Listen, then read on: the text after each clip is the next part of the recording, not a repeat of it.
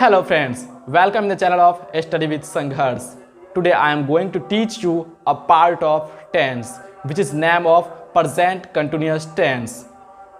If you want to become best English speaker, then you most welcome the channel of Study with Sangharsh because Study with Sangharsh gives you a lot of material to become best English speaker.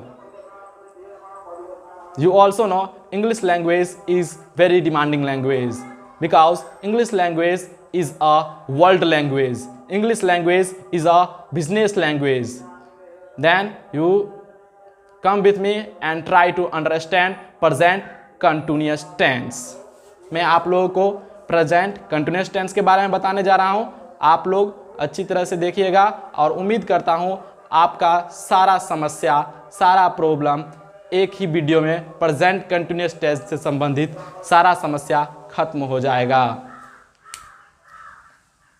Tense का दूसरा member जो है वो present continuous tense है. इसे हिंदी में वर्तमान निरंतर काल कहते हैं. ऐसा काम या काल जो शुरू हुआ है वर्तमान समय में लेकिन कब तक जारी रहेगा उसके बारे में हमें जानकारी नहीं है. उसे वर्तमान निरंतर काल कहते हैं. पहचान के बारे में जानते हैं. जिस हिंदी वाक्य के अंत में क्रिया शब्द के साथ रहा है, रहे हैं, रही हैं लगा रहता है उसे प्रेजेंट कंटिन्यूअस टेंस में समझा जाता है. तो फिर आप पहचान तो समझ गए होंगे, तो आप इस बात को भी समझ जाइए कि कोई एक सेंटेंस से हम 6 प्रकार का सेंटेंस बना सकते हैं. तो 6 प्रकार के सेंटेंस को कैसे बनाया जाता है आइए हम समझते हैं. सबसे पहला सेंटेंस होता है अफर्मेटिव सेंटेंस.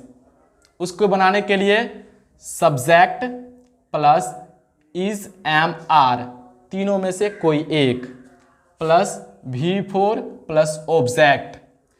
उसके बाद आता है निगेटिव सेंटेंस. उसमें subject plus is am are इसमें से कोई एक सब्जेक्ट के अनुसार plus not plus V4 plus object. उसके बाद तीसरा सेंटेंस जो आता है यस नो अफर्मेटिव सेंटेंस आता है या फिर इसे हम यस नो अफर्मेटिव क्वेश्चन भी कहते हैं. ये होता है इज एम आर शुरू में कोई एक होगा, तीनों में से कोई एक या तो इज होगा या तो एम होगा या तो आर होगा plus subject plus V4 plus object. उसके बाद चौथा सेंटेंस जो आएगा वो है यस नो निगेटिव क्वेश्चन कहिए या यस नो निगेटिव सेंटेंस कहिए. इज एम आर तीनों में से कोई एक plus subject plus not plus V4 plus object. अब आता है पांचवा सेंटेंस. क्या होता है WH अफर्मेटिव सेंटेंस या WH अफर्मेटिव क्वेश्चन. तो इसे सबसे पहले आता है WH वर्ड, जो कि अब आप सोचते हो कि WH वर्ड होता है क्या. तो मैं आप लोगों को बता देना चाहता हूं कि इससे पहले जब मैं सिंपल प्रेजेंट टेंस का क्लास करवाया था तो उस वक्त मैं सारा WH वर्ड्स को लिखा दिया था और बता दिया था कि किस प्रकार से WH वर्ड का यूज होता है और वही WH का यहाँ पर भी यूज होगा. तो कोशिश कीजिएगा सिंपल प्रेजेंट टेंस को अगर आप पढ़ लेते हैं, सिंपल प्रेजेंट टेंस वाले वीडियो को अगर आप देख लेते हैं तो उसमें आपको WH वर्ड की भी जानकारी प्राप्त हो जाएगी, जिसके सहायता से आप इसमें WH वर्ड का यूज भी समझ जाएंगे. तो आइए आगे बढ़ते हैं. WH word plus is am are plus subject plus V4 plus object. अब लास्ट सेंटेंस जो होता है वो छठा सेंटेंस होता है. क्या होता है WH निगेटिव क्वेश्चन कहिए या WH निगेटिव सेंटेंस कहिए. WH वर्ड होता है plus is am are plus subject plus not plus V4 plus object. उम्मीद करता हूं आप 6 सेंटेंस को बनाने के बारे में जान गए होंगे. इसे किस प्रकार से बनाया जाता है अगर आप नहीं समझे हैं तो मैं फिर से इसे रिमाइंड करता हूं. अच्छी तरह से ध्यान से सुनिएगा. मैं आपको वीडियो में ही सारा याद करा देना चाहता हूँ। सिर्फ आप लोग इस वीडियो को देखिएगा, इस वीडियो के सहायता से ही आप लोगों को सारा याद हो जाएगा। टेंस के अंतर्गत दूसरा पार्ट जो आता है वो प्रेजेंट कंटिन्यूअस टेंस आता है। दूसरा इंसान जो आता है, पहला था सिंपल प्रेजेंट टेंस और दूसरा जो था वो प्रेजेंट कंटिन्यूअस टेंस था।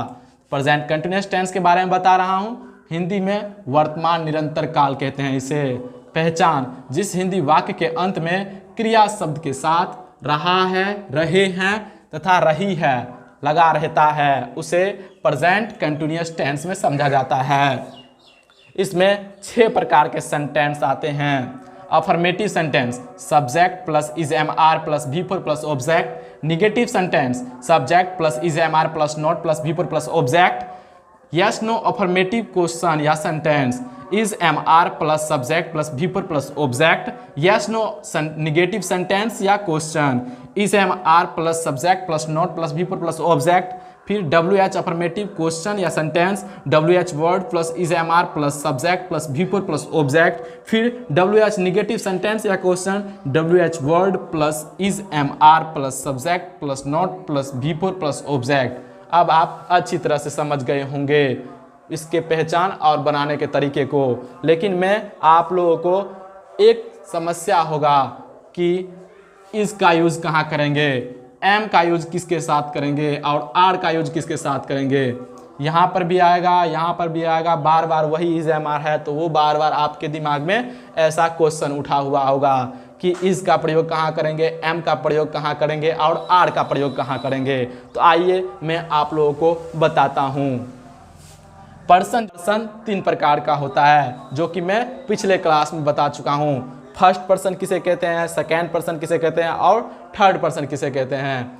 फर्स्ट पर्सन बोलने वाले को कहते हैं, जैसे मैं बोल रहा हूँ तो मैं फर्स्ट पर्सन हुआ। सेकेंड पर्सन सुनने वाले को कहते हैं, जैसे आप सुन रहे हैं तो आपको सेकेंड पर्सन में समझा जाएगा। थर्ड पर्सन उस इंसान को कहा जाता है जिसके बारे में हम चर्चा करते हैं लेकिन वो यहाँ पर उपस्थित नहीं होता है, उसे हम थर्ड पर्सन कहते हैं। अब सिंगुलर नंबर को समझिए, ऐसा नंबर जिसमें एक वचन का बोध कराता हो, एक व्यक्ति वस्तु या कोई स्थान का बोध कराता हो, उसे सिंगुलर नंबर में जानते हैं। प्लूरल नंबर, ऐसा नंबर जिससे एक से अधिक व्यक्ति वस्तु स्थान के बारे में जानकारी प्राप्त होता है, उसे प्लूरल नंबर कहते हैं। तो आइए अब जानते हैं। फर्स्ट पर्सन सिंगुलर नंबर के साथ, फर्स्ट पर्सन सिंगुलर नंबर के साथ हमेशा एम का प्रयोग करेंगे। समझे, फर्स्ट पर्सन सिंगुलर नंबर के साथ हमेशा एम का प्रयोग करेंगे। फर्स्ट पर्सन प्लूरल नंबर के साथ, फर्स्ट पर्सन प्लूरल नंबर के साथ हमेशा आर का यूज करेंगे। किसके साथ आर का यूज करेंगे? फर्स्ट पर्सन प्लूरल नंबर के साथ हमेशा आर का यूज करेंगे। ठीक उसी प्रकार सेकेंड पर्सन सिंगुलर नंबर के साथ हमेशा आर का यूज करेंगे। सेकेंड पर्सन सिंगुलर नंबर के साथ आर का यूज करेंगे और सेकेंड पर्सन प्लूरल नंबर के साथ भी आर का ही यूज करेंगे। ठीक है। अब थर्ड पर्सन सिंगुलर नंबर के साथ इज का प्रयोग करेंगे। थर्ड पर्सन सिंगुलर नंबर के साथ इज का प्रयोग करेंगे। फिर थर्ड पर्सन प्लूरल नंबर के साथ आर का प्रयोग करेंगे। थर्ड पर्सन प्लूरल नंबर के साथ आर का प्रयोग करेंगे। सिंगुलर नंबर में आता है थर्ड पर्सन में ही, सी, इट या फिर कोई एक इंसान, उसे हम सिंगुलर नंबर में समझेंगे। और अगर एक इंसान से ज़्यादा का बोध कराता हो तो वो हो जाएगा प्लूरल नंबर, तो उसके साथ हम हमेशा आर का यूज करेंगे। तो उम्मीद करता हूँ कि आप लोग इसे समझ गए होंगे। साथ ही साथ इसको समझ जाने के बाद आपके दिमाग में एक क्वेश्चन ऐसा भी उठता कि V4 जो ये है, ये V4 होता है क्या?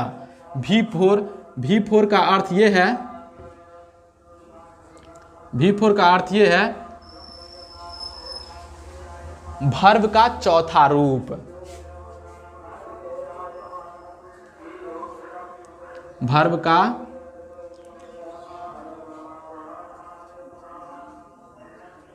चौथा रूप, जो कि आपको हर एक ट्रांसलेशन के पीछे बहुत सारा वर्डनिंग दिया रहता है, उस वर्डनिंग में आपको मिल जाएगा। अगर आपको कोई भी वर्ड्स मीनिंग में नहीं मिलता है तो मेरे हिसाब से क्या कीजिएगा, जैसे कोई भी वर्ड मीनिंग रहेगा नॉर्मली V1 रहेगा, उस V1 के लास्ट में ING लगा दीजिएगा, वो V4 बन जाएगा। समझ गए? तो फिर आप लोगों का प्रेजेंट कंटिन्यूअस टेंस का क्लास ख़त्म हो रहा है, ख़त्म हो चुका है, जो कि इस प्रकार से था। तो आप लोग हमेशा मेरे साथ इसी प्रकार से बने रहिए ताकि आप लोग एक समय आने के बाद बन सकिएगा एक best English speaker. Thank you, धन्यवाद।